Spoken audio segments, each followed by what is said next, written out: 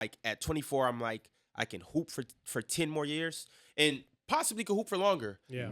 Or it could be for shorter. Yeah. Because in basketball, it's a season by season, game by game basis. I could tear my ACL the next day or my Achilles, and that either could be the end of my season or it could be the end of my career. Yeah. And now it's like, what's next? Mm-hmm. I don't have no build up. I don't know what I'm doing. Mm-hmm. Or I can start working on business right now, build these things up, and by the time I get 34, have somewhere around that same amount of money, have equity in what I'm doing, have a 10-year build up. But here's what was the biggest kicker for me. It's no end to the longevity on business. Businesses do fail and they do tear ACLs, if you will, and things like that. Yeah. But I'm like, if I spend 10 years building a business and building a brand, now I can ride that for the next 40 years. Yeah. I can pass that on to my kid and it can last generations. And you have more control over it. You have more control over it. Yeah.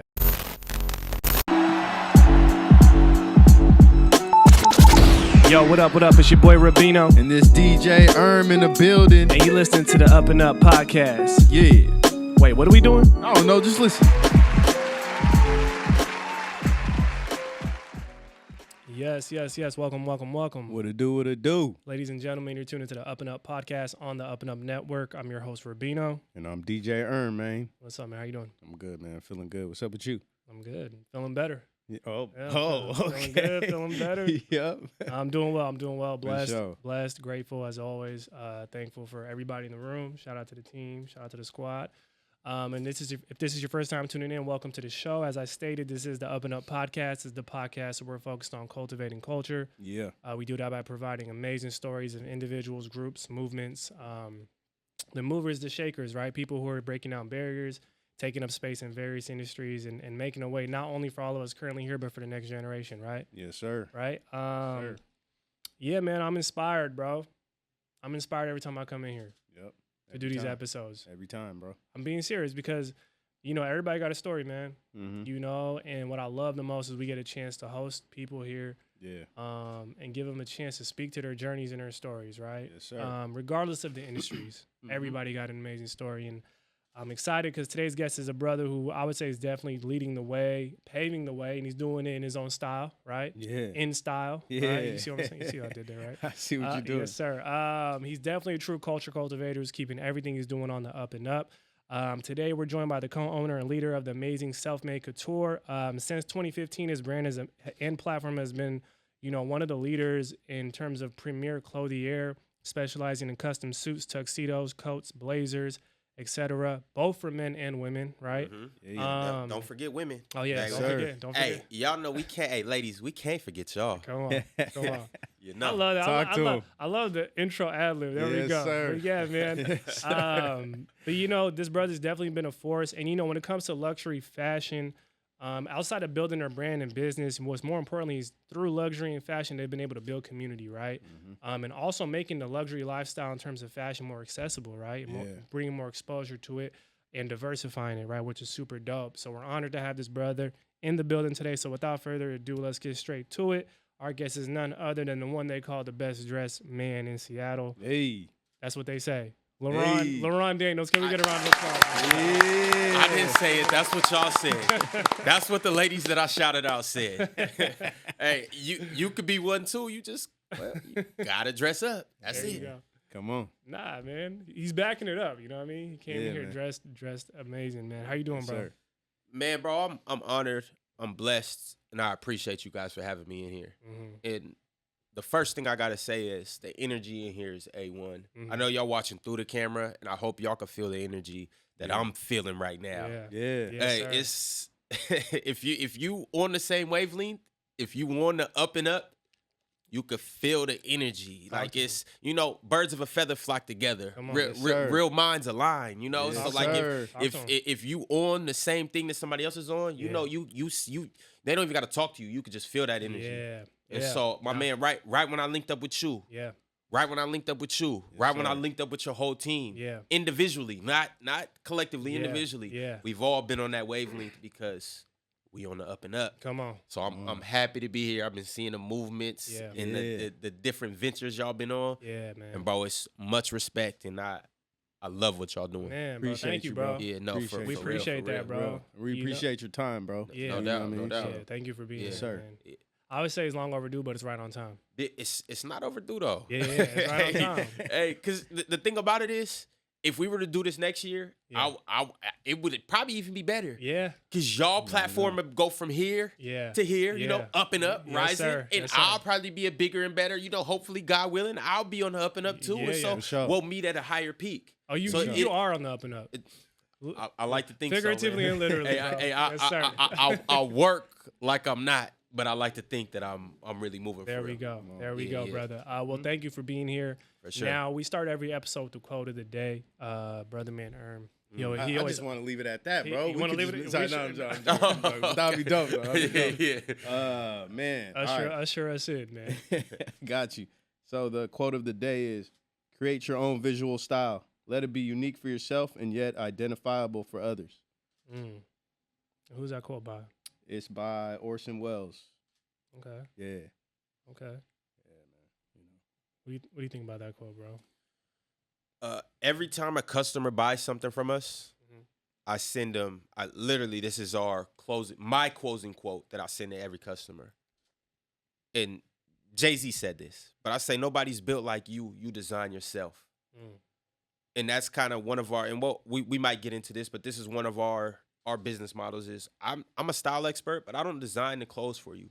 You come in and design what you want yourself, and you pick all your customizations and all of that good stuff, personalizations. I just assist you in the process and maybe steer you from making terrible decisions. But I let people be as creative as you want. Yeah. That goes into that quote. You're unique. Embrace your uniqueness and be as unique as you want to, because everybody is their own star and everybody was built to shine. You just have to embrace it enough to let everybody know that this is how I'm going to shine, and you got to respect it one way or another. Yes, sir. So, I love that quote. Can you read it one more time? Yeah, got you. That's a good one. Quote is, create your own visual style. Let it be unique for yourself and yet identifiable for others. Yeah. So nobody's gonna respect you unless you unique in your own fashion. Yeah. 100%. If you copying other people, it's so easy to detect somebody that's fake.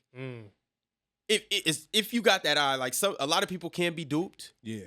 But if you're able to dupe the masses, that just means that you took somebody's style and you put your own style to it. Like like you can always take something else and add your own flavor to it. There's nothing wrong with that. But if you're just biting off somebody's style, it's easy to detect if you just a fraud. Yeah. So you got to be unique. Unique in any business that you do, and that's what's gonna set you. How many burger shops is it? Yeah. You got Burger King, you got McDonald's, you got Dairy Queen, you got Wendy's, and then you got the mom and pops burger spots. It's burgers are a dime a dozen. Yeah. But the ones that stick around are able to differentiate themselves in whatever manner that it is. That's right. And brand themselves differently. Yeah. So if all these burger chains can do it, why can't you do something the same as somebody else but make it different by you just being unique? You know? Yes, sir. Yes, sir. So exactly, bro. Just be unique. There you go. I love it. Even when I read that quote, I was like, man, just from doing the research, seeing you guys' brand and everything, I was like, bro, this is what I feel like y'all do for us. You know what I'm saying? So that's why I had to share that one. That's good, bro. Yeah. That's good. So LaRon, before we kind of dive into the journey, man, I always love to start episodes getting a sense of the seasons that people are in. Yeah. So when you think about this current season, obviously it's summer, but like, how would you describe the season you're in for you? Got you. So for me, this is like, so I played basketball. In a past life, I played professionally. I went to college through the whole recruiting process and stuff like that. I actually still train kids and stuff like that. But I relate a lot of things to sports. So I would say this season right now is like, we'll just say like, I'm going to use Stephen Curry as an example. He came in the NBA. He was the 7th overall pick. And as of right now, he's one of the greatest players to ever touch a basketball. But in his first couple seasons in the NBA, he was injury prone. He stumbled through a couple seasons and stuff like that. But in the 2012-2013 season, he had a big season. This is the last season before Mark Jackson got fired and then Steve Kerr took over the next season. Steph had a breakout season. And everybody thought, okay, this is probably the best that Steph's going to be. Next season, he comes back and wins MVP. I'm saying that this is that season for not just me, but for Self-Made, where we're just establishing ourselves. This is our MVP season, our bounce back season, our essentially breakout season. Got it. But what a lot of people don't know is this feels like a breakout season, but next year we're going to break out even more. That's when we have our MVP season. The next year is where we're going to even break out even more and have our unanimous MVP season. Steph Curry is the only unanimous MVP in NBA history. So I feel like it's our breakout season, and we're showing people what we can do, and we're really showing and proving. We're doing our thing, but I feel like we got a definitely some more gears that we're going to step it up, and levels that we're going to hit that some people don't expect us to, but we can see the vision, and we just ready to, put in the work and do what we need to do love that. Make this happen. I love that analogy, bro. Yeah, me that was too, a great bro. analogy. You broke that down. That's great. Man, for real. So I know we're talking about what season you're in now. So let's take it back and talk about like your upbringing, where you grew up. Anything you want to touch on about just growing up in, Yeah, so I'm actually from the Seattle area. I got a big family from here. My grandma had 10 kids in the Seattle area, so I got a lot of cousins, a lot of family and stuff like that. So I love Seattle. Yeah. And growing up for me, I kind of lived like two different lives. I didn't necessarily grow up rough, but I didn't grow up with a silver spoon, if you will. Yeah. And so like I always would kind of envy the kids that had like that. And so that it was kind of that hunger that like made me be like, okay, I want to see what that's like. I want to, taste that side of life. And then, like I said, I grew up in sports a lot, so a lot of my life parallels with sports and has things to do with just playing basketball and stuff like that. Like I grew up and I was okay at basketball, but I was a late bloomer. So once again, like I'm 6'4". I grew up as, and when I say late bloomer, I mean that in multiple senses. I'm 6'4" now. I grew up at the tallest I was in high school. When I graduated, I was 6 foot. So I grew 4 inches out of high school, and I always wanted to be like, I always had a passion to be good. I wanted to go play D1. I wanted to do this. I wanted to do that.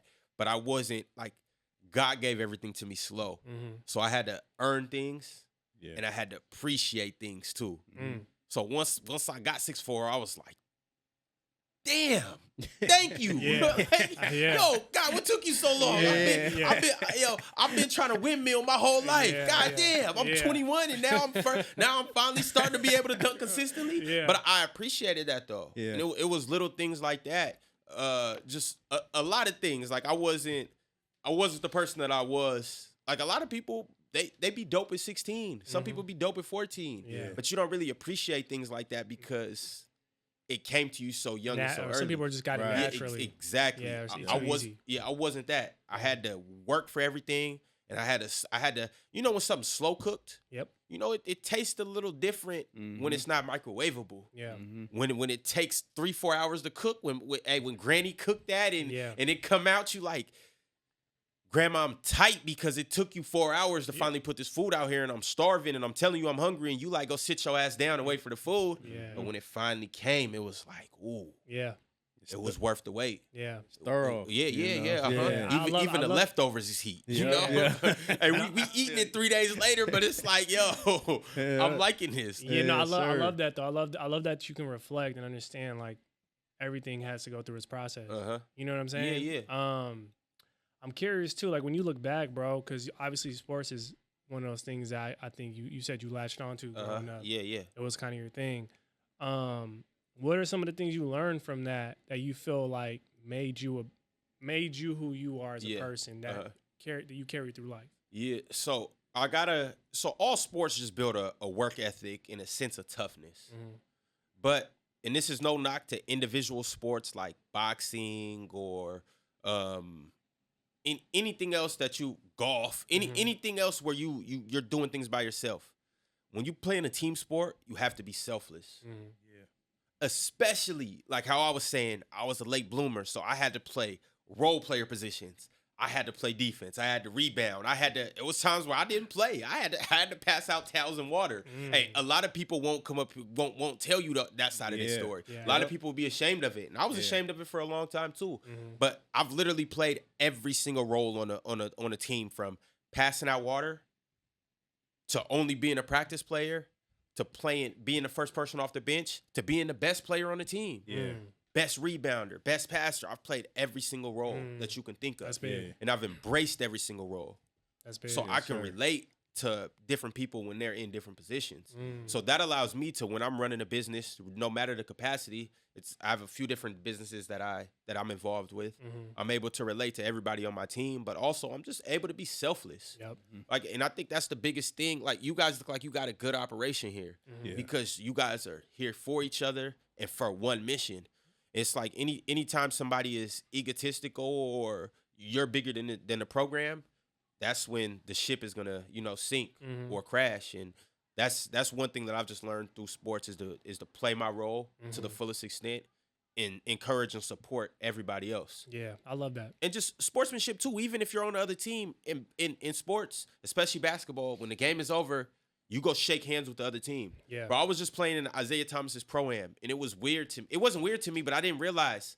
Like, so they'll do that at the elementary level, high school level, college level, and even in the NBA to a certain extent. But we doing it in a Pro-Am. It's ingrained into the basketball culture. We go to war. We tip the ball up. We go to war. I hate you. I'm talking... I can curse on this? Yeah. I'm talking shit to you throughout the whole thing. We enemies. And then afterwards, we go and shake hands. Yeah. Yep. Whether I like you or not. Yeah. Whether you fouled me hard and I wasn't digging that, or whether it was like you gave me 40 points. Yeah. No matter what, or whether I tore you up. Yeah. Yeah. Afterwards, we go shake hands, and that's that. Yeah. So it even makes you respect your opponents too, just playing sports and stuff like that. So it's a lot of character that sports builds with you, and ultimately it's that work ethic too, and that's why I like to do business with people that have played sports, because you can relate to the different dynamics of having a team. I love that. I love 100%, bro. I feel like it's like you said, you just appreciate the competition because you come out a little sharper every time. You know what I'm saying? Yeah. So it's just like you're just refining everything. As you go, you get to showcase your talents, and then practice your strengths, your weaknesses. Everything is just like your reps. You know what I mean? So, no, definitely. Bro, and I feel like I love the point about playing different roles. You know what I'm saying? Or at least you may not be in that role forever, but at least you were willing to try it and embrace it. Yeah. I think that's a dope thing, right? Because I think it gives you a full spectrum of like what everybody does. Yeah. And it allows you to be more relatable to everybody. I love that, bro.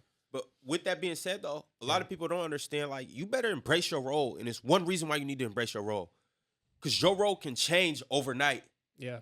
Like, what happens when a star player gets injured? The second player got to step up. The third player got to become the two. The person on the bench now has to do that. The person that was handing out water, now you got to get in the game and somebody else got to come pass out water. Yeah.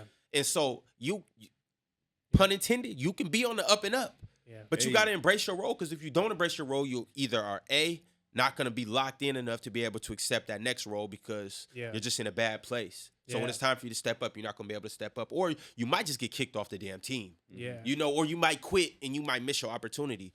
But also, too, embracing your role and just knowing that it's seasons. It's funny that you guys mentioned seasons. It's seasons are going up, but it's also seasons are coming down. Yeah. Somebody else, if you're not respecting your role and respecting where you at the, let's say you at the top of the hierarchy, somebody else might leapfrog you because you just feeling yourself and you're not doing instead of working and doing what you're supposed to do as a star player. Yeah. You might be out partying. You might not be getting an adequate amount of sleep. Your diet might be off. You might it's a lot of different things you could do where somebody can come and take your spot. Yeah. Now you falling down because you didn't embrace your role as you should have. I love that. And so I love that. Embracing your role is key. There's so much synergy, bro. Yeah. Between sports and life.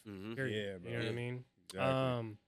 Now I kind of want to steer towards, before we get into Self-Made Couture, right? Yeah. I'm always curious because there's a build up to that. Like there was a build up before we got to the UpNUp. There's a build up before he got to where he's at, whatever the case is, right?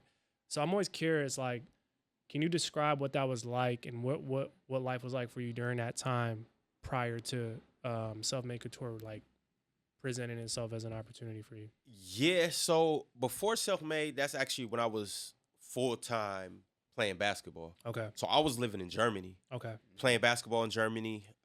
Obviously, I was before Germany, I was playing basketball in college and things of that nature. So, bro, I was a full-time athlete. Yeah. I'm like, I tell a lot of people I just moved back here to Seattle last year. I've only been out here for a year and a half. And I didn't recognize any of the major business opportunities in Seattle. I didn't recognize how dope of a city Seattle was. I didn't realize how much opportunity it was. Yeah. Because I only cared about sports.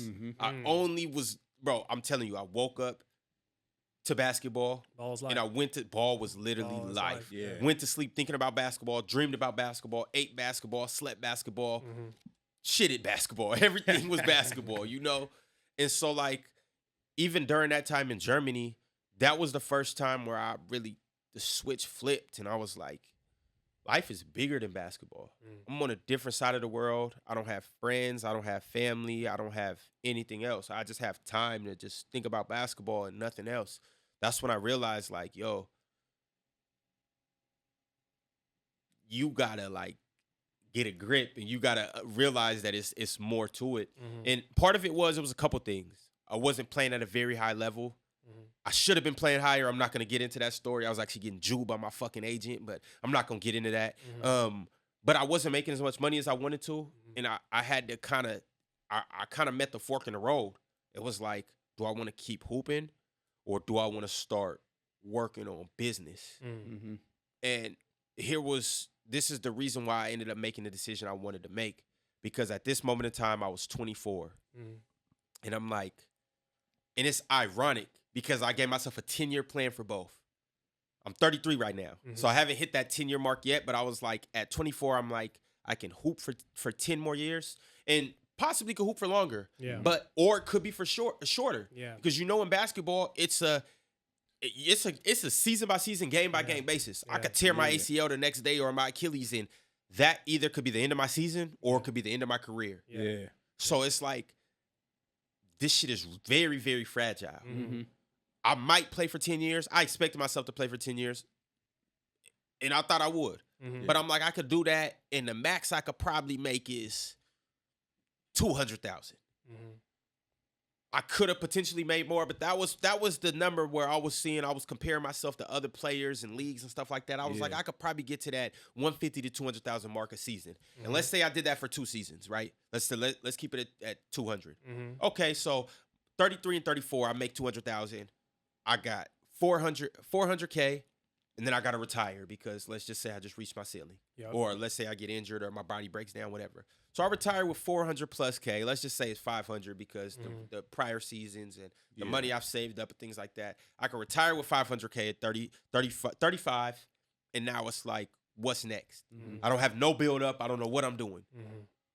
Or I can start working on business right now, build these things up, and by the time I get 34, have somewhere around that same amount of money, have equity in what I'm doing, have a 10-year build up. But here's what was the biggest kicker for me. It's no end to the longevity on business. Businesses do fail and they do tear ACLs, if you will, and things like that. But I'm like, if I spend 10 years building a business and building a brand, now I can ride that for the next 40 years. I can pass that on to my kid and it can last generations. And you have more control over it. You have more control over it. So I'm like, I can spend this next 10 years building this business into something that is undeniable, something I can feed my family off forever, something I can pass on to my kids and this, that, and the third. Or I can limit myself to dribbling a ball for an owner that's going to pay me basically a salary for a year. And I was like, when you break it down that way, it just doesn't make sense. Now, with that being said, I don't want to steer anybody that's an athlete out there. My biggest thing is if I was in the NBA or if I had that potential, if I had a $10 million contract to sign, I would have signed that. Okay, and I would still be hooping to this day. I just didn't get that opportunity. I don't care what sport I'm playing. Exactly. I'm gonna do it. And also too, had I been at that time making one of those contracts where I was making 80 bands a year, 150, 200, I would still be hooping right now. Yeah. It was just I started at one of the lower levels. Yeah. And I know I could have worked my way up. I was just playing in Ezekiel last week. Yeah. Guarding Isaiah Thomas, guarding Malachi Flynn, guarding Paulo Banchero. Yeah. I play against these guys, and I know I can play with them. I do play with them. But it was just at that moment in time, I feel like I made the most sound decision for my future. You gotta bank on what's gonna be more profitable. Yeah. And so I love that though. Yeah, I chose the business role. I love that because we've had athletes on this show. Yeah. And this is something that is always discussed is their transition period, right? Of when they kind of pivot. And so if you want to call it that and say, yo, okay, I got to detach from this. This is no longer my full-time focus, right? And so I just love that you shared that because I think it is important for, doesn't matter really what you do, but specifically this conversation is about athletes. And it's like, think bigger, you know? Yeah. Like, it's not to say this isn't what you should be doing, but we're so much more than just one thing, right? Exactly. And I think it goes for everybody in here, regardless of what your profession is. Like, we can do more than just the thing, right? Yeah. So I love that message, bro. Yeah. 100%, bro. So take us from there, I guess, because the question was obviously about the build up to Self-Made Couture. So I guess now that you've made that point and you went down that direction, like, what were some of the steps that got you closer to that, to launching this platform or being a part of the platform and creating that? So with Self-Made, ironically, during my junior year of my basketball season, I had a roommate. His name was M.A. He ended up, we were roommates. We hooped together. One day he came up to me. He was like, man, this is during the summer. We going into our senior year. He came up to me. He was like, man, I'm not hooping next year. I was like, you not hooping next year? Yeah. What you about to do? He was from Canada. I'm like, what you about to do? You about to go back to Toronto and do what? I'm like, what you mean you not hooping next year? Like, you dropping out? Like, because for me, like how I said, ball is life. It was no other option for me at that time. Right. It was basketball or nothing. Yeah. And so, like, I'm like, I couldn't fathom it. I'm like, bro, you're not about to hoop. What are you talking about? Yeah. It's like, bro, go drink some water and get some sleep, bro, and come back and talk to me. He was like, no, bro, I'm being serious. I'm not hooping no more. I was like, okay, what are you about to do? He's like, bro, I'm about to go study abroad. I'm like, okay, that kind of sounds fun though. I'm like, tell me more. Yeah. He's like, yeah, bro, I just signed up for this internship over in China. I'm about to go to Shanghai and study abroad for the next semester. I was like, oh, okay. And at this time, me and Emma were like extremely close, bro. We the same sign. We roommates for the whole last year. He was one of the first people I connected to when I moved from here to Portland. And bro, he was just a dope guy, and we was able to really connect. And so I was like, damn, my dog about to leave. And so he ends up going over there. I end up, as a matter of fact, this is. So no. He does this during our senior season, and then so I end up playing my senior season hooping. The next summer, I end up balling out, or I balled out through that season. I balled out through the summer too, and I got some offers to go play in Germany. So I go play in Germany. During that next season, they're essentially starting up Self-Made. How Self-Made was created was because my man Brandon Chestnut from Cleveland, who's one of the co-founders, M.A., who's another co-founder, they founded it by going and studying abroad. They found different manufacturers across China and Europe. And they had one idea, and one idea led to another. Got it. And so that's kind of how things were started. But when they came back after, so that first year, they were studying abroad. The next year, they're starting a business. That's the year I'm overseas. And I'm having dialogue back and forth with M.A., and he's like, oh, yeah, this is going good, this, and this. Because he's even still consulting me. Oh, man, should I do this? Should I do that? And, you know, different things like that. Yeah. And I'm learning more about the business, learning more about the concept, helping in different ways I can. And then I come back from overseas, and they're like, yo, we need a little bit of, you guys know how business goes. We need a little bit of capital to kind of push things forward. I'm like, well, I don't got the most, but I got what you guys need right now. Let's make something happen. There you go. And my idea was, like, with Self-Made, this is nasty because I never told nobody this. It's not really nasty, but it's funny. When I first invested in Self-Made, because remember I told you guys I ran into that fork in the road. I'm like, athlete or business. And I completely cut it off. I decided, like, I'm going this way. You know, a lot of people don't know the the Greek derivative of decide means literally to cut off. Like it's a difference between choosing and cutting something off. Yeah. Like I'm choosing a different option. Do I want to have a salad as appetizer, or do I want to have bread? When you decide, it's no options. This is not on the table. This is the only route. So I said I'm going down the business route. So when they offered me this opportunity to invest, or when I seen this opportunity to invest, I was like, this is what I want to do. But the main thing was, I knew I was going to be a businessman in some way, shape, or form. I knew I was going to be an entrepreneur. The main reason I knew this is because I actually, at the age of 17, I got a felony. Okay. So I knew I wasn't going to be able to work no regular job. Yeah. Because once again, like, that option was off the table. Yeah. Yep. I didn't necessarily decide that. Life decided that for me and my bad decisions, but I don't have an option to go and work for a law firm, even though I went to college for 4 years. I don't have an option to go and be an engineer or things of that nature, because nobody's going to hire me. Yeah. At least this is my thought process. Yeah. You know, society now from 10 years ago, it's a little different. Yeah. But I'm like, with investing in Self-Made, I was like, okay, I'm investing in this company. It has a lot of potential. And I'm not going to lie, at first, I didn't necessarily even think that Self-Made would get this big. It's hard to, even at that point, I was a little younger, it was hard for me to think what it would be 10 years from now. But I'm like, you know what? Worst come to worst, I always look the part. I always be able to wear a suit. So worst come to worst, whatever endeavor that I'm in, I always have basically cheap suits or free suits, if you will. You know, so I'm like, you're investing in something that you actually enjoy too, right? Yeah. So I'm like, I'll always be able to look the part in any business endeavor that I'm in. So I was like, you know what? Seeing it from that perspective, I was like, this is an easy layup for me to do. Hell yeah, bro. That's what's up, bro. Also going into it, like, what were some of like the early like business lessons you were learning? Like when you first, you're just like, I'm going this route. And then what were some of like the things you picked up on? Yeah. So early on in the stages of the business, and this is something I also had to learn as an investor, you're not just going to dump your money into something and just think that you can just not do anything. The first couple years, I was focused on like I said, I was trying to do, I'm a serial entrepreneur. So I was trying to focus on other things. I was like, all right, y'all got my money. Kind of at that point, I was like, don't call me. You guys go do what you do. Yeah. And then slowly but surely, as time started going on, I was looking at my investment like, how dare you just give them money? And it's almost like being a deadbeat dad.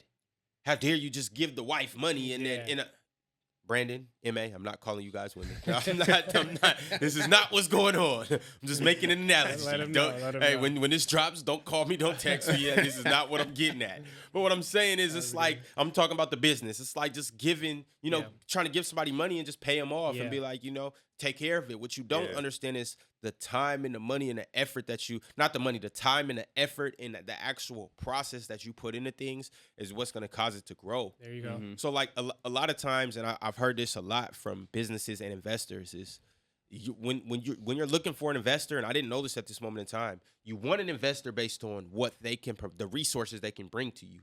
And it can be different. We're all resourceful in different ways. Right. My resources can be my manual labor. If we're bringing on somebody that does media, their resources can be the way that they're going to, put our company out there on social medias and things like that, or the way you're able to just engineer different things that we do on the back end. So you never know. And somebody's resources can simply just be, I can connect you from A to B, and that B is what's going to get you all the sales that you need. Or it could be, I can connect you to other investors, whatever the case may be. But I realized that me just putting money into the company wasn't what was going to help the company grow. I actually had to get in on the ground level. Involved, and hands on. Exactly. And at this moment, I was living in California, and that's when I was like, you know what? It's time to put on my self-made suit and go to work. And so that was one of the early things I learned. But then I also had to learn, too, that a business isn't going to grow itself, and that it's also going to be a lot of hurdles in those first couple of years of doing business. And, we started in Cleveland, and what's crazy? I've never been, our business has been in Cleveland since 2015. I've never set foot in Cleveland.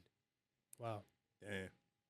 I've been on the West Coast strictly. But once I started like putting things together, I said, you know what? we got to bring this out to the West Coast, and I got to put in the work myself. So we brought the business to California. From California, we went up to Seattle. That was just last year. Yep. From Seattle, we also have been in Portland, opened up a location in Portland. And that's just kind of what that's been. And I kind of jumped through a few different steps and levels and stuff like that. But ultimately, what I was saying is, like, you have to put in the work. You can't just think that the business is going to grow itself. I love that, bro.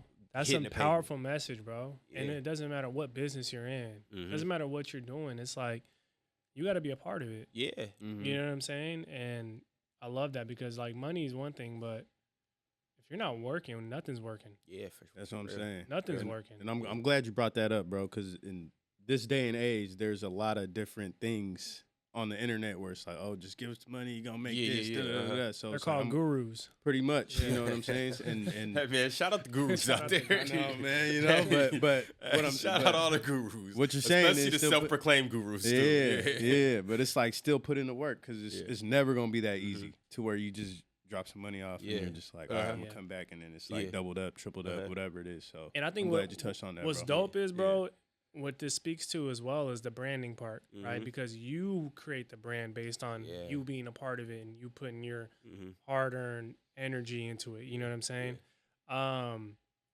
One of the things that stuck out to me, bro, was something that you mentioned. You did an interview with The Intentionalist, and you said something along the lines of you guys are trying to diversify the Seattle fashion community. Okay. So, one, can you touch on, like, how you feel you guys are doing that, and then why that's important, why that's needed? Yeah, so it's a couple different things. I'm going to just speak on the wedding side. Okay.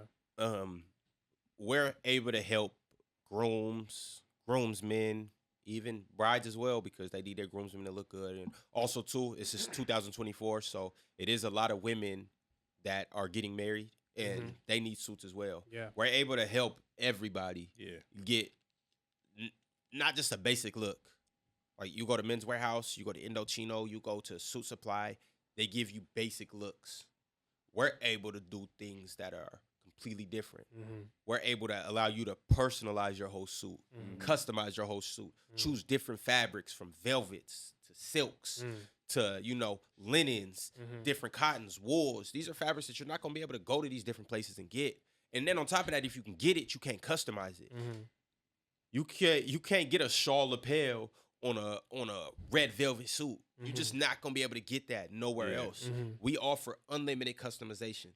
When I say unlimited, it's hard for me to describe it because you have to. I'm telling you, like, when people come into our showroom and go through a consultation, their jaws be dropped after just a consultation. Usually takes about anywhere from 30 minutes to an hour.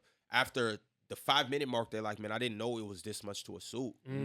See, I'm already thinking the same too. thing. I'm over here like, I can't even imagine. If I walked in, how would I know what I want? Yeah. You know what I'm saying? And so, like, a lot of people don't realize that, but as like for weddings, we're able to give people the look that not that they want, but that they need. Your wedding colors are blue in the side. The main color is blue, but the side colors is pink, green, and orange. We could take all of that and incorporate it into your suit. And like, your suit's not going to be blue, pink, orange, and green.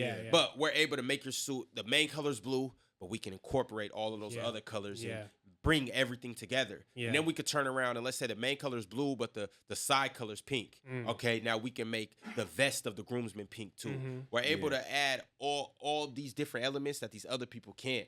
So that's one thing, is we're just changing the wedding industry in general, especially here in Seattle, because people are able to come to us and get one-of-one pieces. You don't have to go to Men's Warehouse and just get a black, blue, gray, brown suit. And it's like, damn. And then afterwards, I got to give it back if I'm renting it or whatnot. And then on top of everything that I just said, we tailor make the suit. So it's going to fit you like a glove. The suits, it's going to literally be one-of-one to you. Like, you're not going to be able to take your suit off and nobody else can fit it. It's going to fit your neck, your shoulders, waist, hips, knees, ankles, all of that. So your suit's going to fit you perfectly, or how you want it to fit. You know, some people want longer suits, shorter suits. You know, like, it's a different era, and that's a different thing too. People love style, so some people would get suits where they whole ankles is showing. Some people don't want. I get older guys, they like, yo, you better not make my ankles show. I'll be like, my bad, OG, I ain't gonna do that to you, you know. But it's different things like that. So that's the thing on the wedding side. On just the regular standard side, just a fashion. Oh, and then also our women too. We're able to tailor make suits for women. You know, women, they have when women go to these other suit companies, a lot of these suit companies don't even know what a women's cut is. That's where the suit is made for the bust of a woman, for the hips of a woman, or of a woman, and it fits your exact frame and stuff like that. Got you. A lot of companies don't account for the fact that women are curvy in shape, so they just put them in a big boxy ass suit. Our suits is gonna shape that couture. Yeah. And so like that's the big thing is, we're able to, put people in something that actually fits you and looks good on you. Very personalized. Exactly. Yeah, I love that, bro. That's dope, bro. Yeah. And then in terms of just regular style here in Seattle, we're changing the mold of how people want to look and should look. When I step into an event and I'm 3-piece down, people sometimes it's a lot of different thoughts that may go to your head. He's overdressed. Why is he dressed like that? Or he's fly as hell. Damn, where'd he get that from? Yeah. And then I'm able to let people know, like, you're never overdressed. Yeah. That's like saying, oh, bro, you got a master's degree. Why the hell do you got a doctorate? Overly educated? Yeah. How are you overly? So you're too smart now? Yeah. So I look too good. That's the point. You know what I'm saying? So I look too good. Real, I need to take my vest off. What do I need to do? You know what I'm saying? Like, my shoes is too shiny. So it's that's the thing that I hate is that people will they'll try to make you feel guilty for them being underdressed by saying you're overdressed. There's no such thing. It's no such thing as being overqualified. It's no such thing as being overpaid. Like, well, I'm gonna tell Elon Musk you got too much money. He's gonna laugh at me like, okay, you don't got enough. That's real. What's your rebuttal to that? That's real. Yeah. I feel you, bro. I know you kind of touching on the process of it, but like, as a customer, what's the process from me hitting you guys up to like getting my suit? Yeah. That's a good question. A lot of people ask this. Yeah. So, on our website, we have a system where you can go in and book an appointment with me. You can book an appointment with my man D-Time. You can book an appointment with anybody else that may be here in the Seattle area. For the most part, it's just me and my man D-Time. But that's really how it starts. You can always call us too. You can text me personally. However, but really, it's just booking an appointment. You can do it through our website. Once again, you could reach out to me. I've had people reach out to me on Instagram, and however. Yeah. Just let me know when you want to book a time, and if you book a time with me, I tell everybody this: I will be there. I will not stand you up for an appointment. And so we go from there to the appointment, and we get to the consultation. And once we have our consultation, I will literally walk you through every single step of customizing your own personal suit. And once again, it's called self-made because you make your suit. Yep. I'm not about to step in your toes. I'll give you some suggestions. Yeah. And a lot of people will ask me, well, what do you think about this? I'll give my humble opinion. But I also tell people I would go with these buttons, but I think these buttons will look better on you or just go better with your concept of what you want to do. Right. So like literally I sit back and let you, it's really art. Yeah. And I can explain it to you guys, but you won't know it until you come in and you'll really see, like, you are really sculpting your own suit. No, I love that, bro. I love, as you're talking, I'm thinking about, because, a lot of the most successful companies have the most user-friendly products, right? Where it's like, the user feels like, okay, I can get with this. This isn't like over my head or anything. And I think what you guys provide is that. You make it an experience, right? If I come in, I don't know nothing, you're going to kind of personally allow me to be a part of the process of building it. So therefore, I'm going to educate myself in the process, but also I'm going to feel like it's mine. Like I did it. You know what I mean? Which is dope. Y'all remember when Nike first gave you that option to go online and customize shoes? I know you remember that. Yeah, I remember that. Hey. Yeah. Bro, I would go in and I would customize 8 different shoes. Yeah. And they all be in my cart. Yep. Didn't buy none of them. But I enjoyed the process of being able to go put my name on this side of the shoe, customize these different colors. I'll make Seahawks themed shoes. I'll make all different type of shoes and be like, oh man, I got these red and gray Air Maxes. I got these different forces. Yeah. It was just fun. Just being able to customize something that's out of the box. It gives you a different type of feel and sense of pride in a product. Yep, exactly. That was fun. So after the consultation, then what happens after that? So we finish the consultation, we wrap it up. I send you my message that I said. Thank you for choosing Self-Made. Nobody's built like you. You design yourself. For sure. And then it's two different things. So you either can choose a 2 to 3 week option to get the suit sent to you, or we have a 4 to 6 week option. Okay. And obviously that's just depending on the shipping you want. Yeah. And obviously the time it takes for the suit to get made. And so basically whichever option you choose, let's say you choose a 2 to 3 week option, the suit comes to you and you get, and it's not just a suit. It can be a shirt. It can be an overcoat. It could just be the slacks. Like I had my man Alex. He came in the other day. He just got some slacks and a fly ass shirt.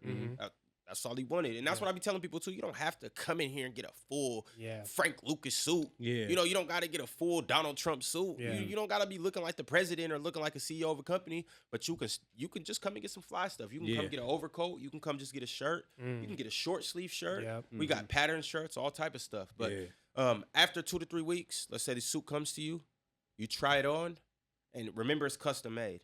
So it's going to fit you. But sometimes people will put on weight. Sometimes people lose a little weight. And what a lot of people don't understand, too, is, like, me trying to wrap fabric around a human structure, that's not easy. Like, bro, bodies are weird. Like, bro, just, like, look at the next person next to you. A body is weird. We got shoulders. We got arms. Biceps. Triceps, wrists, you got hips, all of that stuff. It's hard to look at the way your legs are structured. You got 2 legs that go like this. And then, everybody's different. It's hard to put fabric around that. So like sometimes you'll get your suit and it may be a little off, but we'll go ahead and make sure that we retailor it for you so it looks good. And then after that, after you come in, you let us know how it fits. If it fits perfect, beautiful. If we do got to make some tweaks to it, cool. We make some tweaks. Once again, beautiful. And now you're walking around in a custom tailored suit. It's really as simple as that. Let's go. It's a process to it, but it's well worth it. No, definitely, man. Definitely. Thank you for breaking that down, bro. For sure. No, I love that. That's a great question too, because I think again, part of what we want to do with this platform, aside from obviously the storytelling aspect, is educate people, bro. People need to know, right? And I think people are gonna be more confident going into it now. Hopefully, after listening to this, for sure. You know what I mean? Now, as we're kind of nearing the end here, I'm curious, bro. You got your hand in a lot of different things, but one thing that I also was able to kind of look at was your ability to still stay connected to the game of basketball. And you did talk about how you train, particularly overseas, right? Can you talk a little bit about that program? I think it's amazing. I think it'd be dope for people to learn about it. Maybe they can support too. Yeah, for sure. So, me and my good friend Bobby, he's also an investor in Self-Made as well. We have a basketball academy in Mexico. We go down to Mexico for the most part, a week out of the month. So we go there every month. Okay. We got a group of kids that will go down there and train. And also, I just want to shout out Mexico. Love Mexico. I love the country. I love the culture. Obviously, I love the food. And also, more importantly, I love the work ethic of the people. Mexicans don't take anything for granted, and they're willing to work for whatever that they got. And so that's one of the main reasons why I like to go down there and train them kids, because they take it serious. They don't take it for granted. They understand that basketball, or America, is the mecca of basketball. And so they're just grateful to have somebody come in, somebody from America come and teach them. It's almost like they're humbled. And so if I tell them go get on the line, it's time to run. Like they kids, so they be like, but they don't be. It's not no prima donna type stuff. Whereas with American kids, they're used to having all these trainers. We live in a city with Jamal Crawford, Brandon Roy, Jason Terry. I just mentioned Isaiah Thomas. All of these guys. So they used to go into these guys' camps. DeJounte Murray. They're used to being around them. But even under them, they had to be trained by somebody. So it's trainers dime a dozen out here. So we used to it and we take it for granted. We're just like, whatever. We'll talk back to our coach. We'll cuss our coach out. We'll get kicked out of practice and stuff like that. Them kids, it don't be nothing like that, and it's a cultural thing because they respect they respect being coached, and they like that. The opportunity. They really like being. the opportunity, but they also like the fact that somebody's teaching them. They like being taught. Yeah. And so that's one thing that I love about going down there in Mexico and doing our training program. But it's left field athletics. We go down there. And really the whole gist of left field athletics, it's not to go down there and train these kids. Well, I mean, it is to go down there and train these kids, but it's not for us to go to Mexico on a vacation. It's not because we want to look dope and be training overseas and stuff like that. And it's not even necessarily to build up the things that they got going on out there, which it is. We want to build up the standards of basketball out there. But the biggest thing about this whole thing is we're training these kids so we can give them an opportunity to come here in America and earn a basketball scholarship. You know, a scholarship here in America for these young Mexican kids is almost like one of us going to an Ivy League school and getting a degree. And it could just be, it could be an SPU, Seattle Pacific University. Yeah. Them going to Seattle Pacific University and getting a degree is like one of us going and getting a degree from Harvard. Yeah. That's feel real. you. And when they take it back to Mexico, I got a degree from an American institution. I can do whatever I want. Or, well, first off, that's a generational opportunity for them. Exactly. Generational. It changes the dynamic of your whole family. Or they can take that degree and stay here and build up a career here. And then from there, once again, that's a generational opportunity. Now I can start reaching back and bringing family up here, or I could just send money back home. But that was one of the areas that I seen, or one of the opportunities that I seen that I can impact somebody's life on an exponentially high level. Like I can train right here in my backyard, but once again, kids will take it for granted, or I can't give kids a ticket to the NBA here. You know, but what I can do is I can go out there and I can be the best trainer that they've ever seen. I can offer the credentials that I offer and the expertise that I offer, but I also can offer you an opportunity to come up here. I know I'm not gonna say I know every coach. I know a lot of coaches, just even at the community college level here in Seattle. I know a lot of different coaches nationwide and stuff like that. And along with my partner Bobby too, he played professional in Australia, and he actually signed to play here in Seattle U and just different things like that. He's from Sacramento, so he has his connections. I have my connections. When we put them together, we offer limitless opportunities for these kids. I love that. The biggest thing is for them to be able to use our connections and get better through us, so we can offer them an opportunity to go change your family's life. That's big, bro. That's essentially what it is. I think it's powerful because it just kind of shows you, like, man, everything is for something. Right? Going back to when you said there was a fork in the road, coincidentally, that fork came back in a way, right? Where you're still using that same game to make a bigger impact than you probably could have made if you went down that road. You see what I'm saying? Sure, so I love that, bro. That's powerful. That's amazing. For real, bro. And also, if you want to touch on player's choice too, you know, good old PC. Tell people about the player's choice. Man. First off, to everybody that rock with player's choice, and if you watching this, y'all better subscribe and y'all better follow and y'all better like the video. Y'all know the drill. Don't make me get on y'all. Y'all know the drill.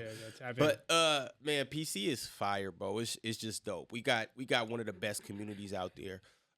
I never ever thought that I would be in a community that just gravitates to everything that we do. They love what we do, they support what we do, and they rock with what we do. Player's Choice is essentially, it's a basketball podcast. We have a football side too, and we have some other sports, you know, but it essentially is a sports media platform. And we have a couple different podcasts, a couple different shows. We got a group of like 20 different personalities and influencers and things of that nature. And we just come together, man. We just talk sports, but the people love it because we're all for them. Well, we're not all professional athletes or past athletes. We have people with different perspectives. You know, we have some dudes that have never touched a basketball. But we'll talk circles around you with basketball. They're knowledgeable. I swear to you, bro. I swear. I have you mad, like, bro. Bro, we've had people come on the podcast and we've had dudes that don't hoop. Talk circles around dudes who are professional athletes. And dudes would get mad like, oh, man, F you don't know what you're talking about. You just a nerd behind the computer and stuff like that. But that's what we do. We talk sports at a very high level, and it's just relatable because we don't really cut any corners or we don't sugarcoat anything like how ESPN or main sports media do. We give it to you cut and dry, and we you know, it's high level barbershop talk. For the people by the people, right? And I love that you mentioned that, because I feel like nowadays, like, you can build whatever platform you want, but you also are able to build a community within that platform. And that community becomes bigger than you probably thought it could become, right? So that's fire. Yeah, that's fire. Bro. That's what I'm saying. I love y'all's content though, man. It's always good stuff, bro. Independent media, bro. It's beautiful, bro. You know? I love it, man. And people love controversy. They love when we get to debating, okay, who's better? Kobe or Steph Curry? That's the big debate right now. Because you know Steph Curry just won his medal. It's not a debate. Okay, it's not. But what hey Bino, what I'm trying to tell you is I'll bring a cat over here. You don't gotta bring him. Don't waste his time. No, I'm just saying. I'm giving you an example. I'll bring a cat in here that's 5'3", that you could tell 5'3", chubby. You could tell he can't dribble a basketball worth a damn. And he will debate you to your socks. I know he will. And make you second guess why you believe that Kobe is better than Steph. Or do you believe Steph's better than Kobe? No, Kobe's better. Okay, cool. You one of the good guys. Come on, my man. Okay, all right, for sure. Hey, R.I.P. to Mamba, man. Yeah, R.I.P. man. But see, that's what I love, though. Everybody on there is passionate, you know what I'm saying? But I gave up the arguments a long time ago. But Kobe don't got a unanimous MVP. Watch this. Kobe don't got a unanimous MVP. He don't. Okay, I'm just saying. He don't got back-to-back MVPs either. Yeah. Steve Nash took that from him. Whoever made those. Shout out to whoever made those trophies, though. We're talking about trophies, or we're talking about the game. You know? Steph Curry made them, man. He got them in his trophy case. Shout out Steph Curry, though, man. He got that gold medal, man. Nah, for sure. See, he brought me into the community right there, bro. That's what I love it, man. Authentic, bro. I'm telling you. Yeah, no, but bro, before we do kind of wrap things up here, I love touching on this with certain guests, but I'm curious, man, if you can look back, because you know you've traveled the path, bro. You know what I mean, and so much more ahead. But like when you look back at your younger self, like what's like something you would say to him that you feel like he would need to know? You know now. Yeah, one of the main things I would just encourage myself to do, and I think a lot of people, this would be the main point of emphasis that they would give to their younger selves, is, man, for real, just keep going. Like, nobody's been through life unscathed. It's like saying you're going to go through a boxing match, for the most part, and not get touched up. Yeah. Life is a reputable opponent. Like nobody's about to just fade life and not come out touched up. Right. Like, you going to go through your bruises, you're going to get cut, you're going to get knocked down. The main thing in life is just to keep going and getting back up. But to this day, I have bad days. So I might have a bad day tomorrow, and I might turn my phone off and not want to talk to nobody. But I guarantee one thing, and it's the only thing I can guarantee you. Tomorrow is Thursday. Friday morning, once my feet hit the ground and I get out of bed, I'm back at it again, and I forgot about the prior day. I forgot about everything that's going on because I know this next day presents a different challenge. So what I would just tell myself is to keep going, and also too, like, make better decisions. I mean, and that's an easy that's an easy one. But to just continue to educate yourself and learn from your decisions. Yeah, that's the only thing you could do. Everybody's gonna make stupid decisions. Like, your next decision probably will be it could easily be a stupid decision. Yeah. But the thing about it is, and this is what a lot of people don't understand. And this is not even just talking about yourself, but talking about other people. Like, this is like me criticizing you for wanting to go eat somewhere, and then when we go to the spot, it's closed. It's like you didn't take us to go there because you knew it would be closed. Exactly. Unless you are asshole too, like my man said you was. But I don't think you are. I think he's just saying that. But I'm saying, like, unless you just strictly being just an asshole, you not gonna do that. So you were in that moment in time, you were sincerely making the best possible decision that you thought you could make. Yeah. So, like, you can't be hard on yourself, and you can't be hard on other people, because you got to understand that at any moment in time, we're making the best decision that we think we can make. Yeah. Sometimes that could be the wrong decision, but your only thing is keep making the best decision that you think you possibly can make, and learn from if it's not the best decision you can make. Right, because, you know, going off that analogy, next time you're going to look the spot up, see what the hours are. You know what I'm saying? So, just learning from it. That's real. Yeah. I love that, bro. For real. Now, brother, before we get you out of here, we always ask every guest this question. So if you can, what's one word to describe what's up? My bad. Before you ask that question, where can people find you, bro? Where can they tap in? Yeah, so I'm gonna give you guys a few different places. I'm gonna give you my just own social media. You can follow me at hold up, y'all. Laron.com. I was gonna give you my last one. Ooh, that would have been ugly. Laron.com. on IG. I'm working on getting my Twitter and TikTok and whole personal social media presence up, but you can follow me there. Business pages, selfmade.couture. You can follow us on Instagram with that. Selfmadecouture.com. That's the website. As far as Player's Choice, playerschoicemerch.com. There you can go get some merch.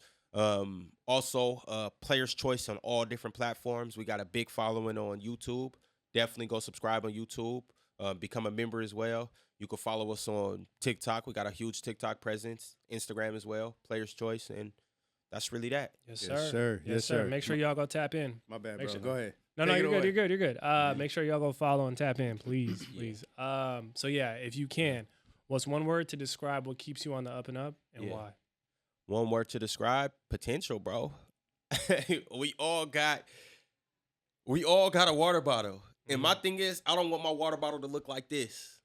I want my water bottle to overflow. Hey, my cup runneth over. That's a verse we hear in the Bible. Yeah. The Bible was let you know that your cup can runneth over. Yeah. I want my cup overflowing. Yeah. And I want this cup to overflow, and I want to go get a whole nother cup and have that cup overflow. Like, but life is we can have as much as we want to. I mentioned Elon Musk earlier. We know a whole lot of different moguls. They have limitless resources and opportunities because they built themselves up to do that. Yeah, we all have the potential to do that too. So, bro, potential is what keeps me inspired and what keeps me going and keeps me believing in my businesses and my partners. Because I know any day, boom, we could be the biggest in the world. Got you. Potential. Yeah. I love it. Potential, man. I love it, man. Real. Man, Laron, bro, this has been amazing. This has been amazing, bro. Real. I said at the beginning of the show, I'm inspired. You know what I'm saying? And I mean that.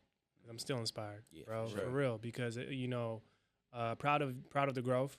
You know what I mean? I think a lot of people can learn from this and be inspired and motivated, all that good stuff, right? But they also probably can learn about, a different side of fashion, right? So for those listening and watching, especially if you're in the Seattle area, where are you guys located, actually? Just so people can know. So first off, we have an online presence too. You guys can find us online, and we can do online consultations. Okay. So we can do that. Like, we're located in Cleveland. We're located in Seattle. We're located in Portland. Soon to be in California and Phoenix as well. So we do have 2 locations coming soon. I can't really give you too much on that, but we are expanding.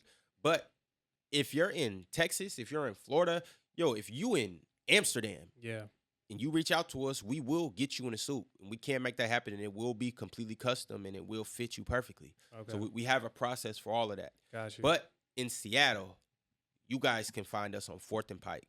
Got it. We same street as the famous Pike Place Market sign. We're right there. You come to 4th and Pike, you'll see us. You'll find us.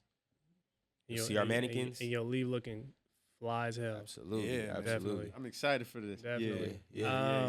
Yeah, man. Well, Laron, with that being said, man, we wish you much success moving forward, bro. And with everything you got going on, you got support with us here at the Up and Up always, bro. Always, no bro. Doubt. With that being said, I think it's safe to say Laron Daniels and the whole Self-Made Couture team are officially members of the Up and Up. Yeah. Give it up. No doubt. Brother, thank you, brother. I also do want to say, too, like, yes, sir.